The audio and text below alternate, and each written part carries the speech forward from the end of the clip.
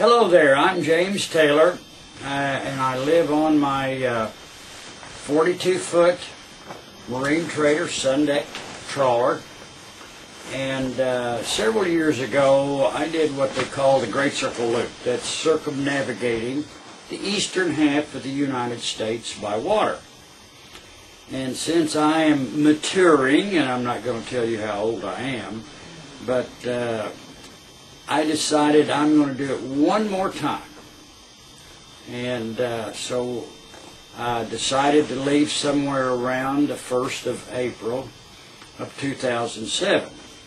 And I had a nice young lady travel with me and decided that she was able to take off for a year to help with whatever, crewmate, cooking, docking, line handling, whatever, you know, as a crew. And I said, well, let's do it. We left April the 9th and headed east through Louisiana, through Mississippi, through Alabama, and into the panhandle of Florida. And it's all on the ICW, Intercoastal Waterways, that pretty much go from Brownsville, Texas, to Apalachicola, Florida. But after a couple of months, we reached Apalachicola. Then you have to cross the Gulf of Mexico, and it's about 168 miles. And I do not have what you call the go-fast boat. We travel at about 8 to 9 miles an hour. So it is a big overnight long trip, 168 miles to Florida.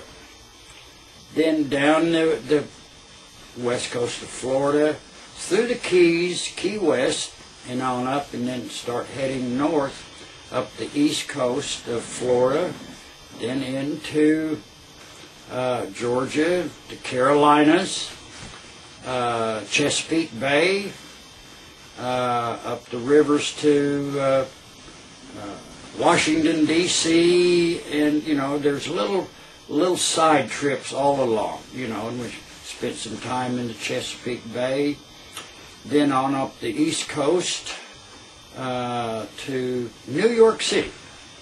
And at New York City, they have now started letting pleasure craft anchor next to the Statue of Liberty.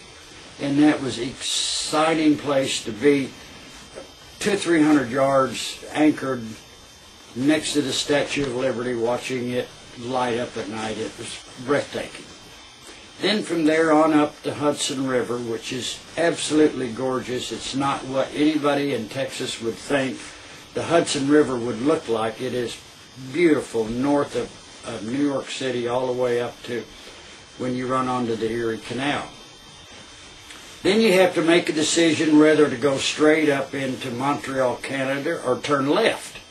We decided to turn left and do the Erie Canal over to Lake Ontario. Now this has all been by water, and we've traveled through about 25 or 30 locks so far, and most of the locks on the Intercoastal Waterway are only like from 8 to 15 foot, either going up or going down through the locks.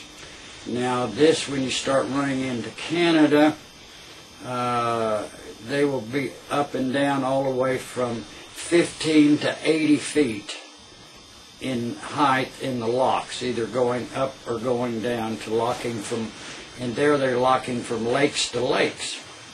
And we had one lock that it looks like two bathtubs sitting side by side, and they fill one bathtub with water and boats, and then the other one on the top, and it just kind of like a, I would say, a scale that goes up and down. They put a little bit more water in one bathtub and with 5 or 6 boats, and it'll go down, and then they will take these boats out and put in a little more water, and it goes back and forth from lake to lake, and it's about an 85-foot drop up and down.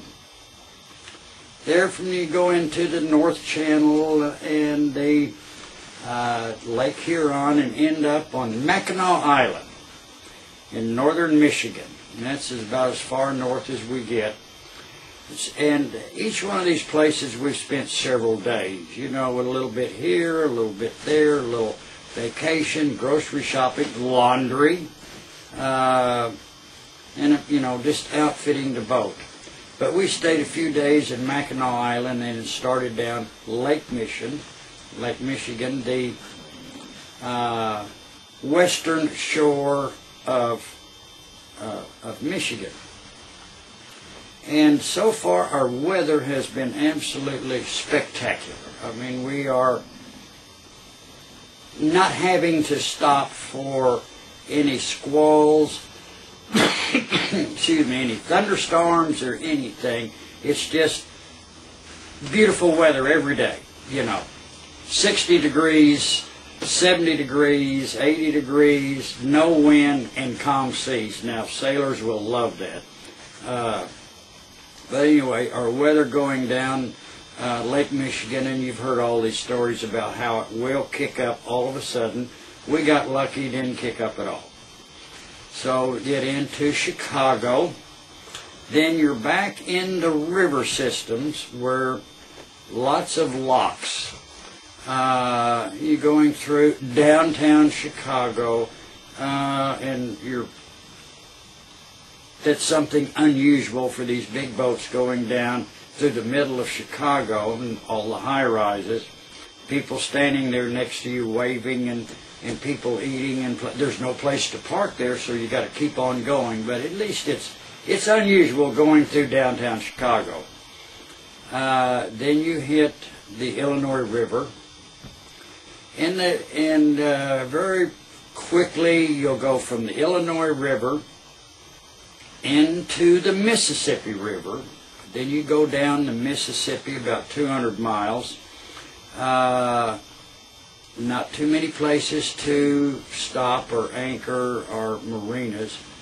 And we normally, like I said before, travel at about 9 miles an hour. Well, going down the Mississippi at the same RPM, we were doing 12 and 14 at times. So there is a big current depending on how much rain they have up north. Then from the Mississippi you turn off onto the Ohio River. You go up the Ohio River about 50 miles and turn off onto the Tennessee River, which in turn you can go to or turn off the Tennessee onto the Cumberland and go to Nashville, Tennessee, which we were there for a while, and then you go back down the Cumberland to the Tennessee, and then down a little further you can go to Knoxville, Tennessee, and Chattanooga, Tennessee, all on these rivers, and again through a lot more locks. But then you come back out up to the Tennessee River and turn off of that to a new man-made canal. It's called the Tom Bigby Waterway that goes south through Mississippi and Alabama, and it drops you out in Mobile Bay in Mobile, Alabama. Then most of the people that have done the Great Circle Loop, and there's usually about from 250 to 300 boats a year do this. We, being the minority living here in Texas, we turn right when we get to Mobile, Alabama, and the rest of the 200 boats will turn left and then start, you know, around the loop. Now these people that do the loop, some of them live in Florida, some of them live in Michigan, some of them live in New York, some live in Minnesota. So they start this loop at different times of the year. So they will be out of the North Country, and of course in the fall and winter, and be up there in the summer. So they'll spend the southern states during the winter time, Florida and or Mississippi or Texas.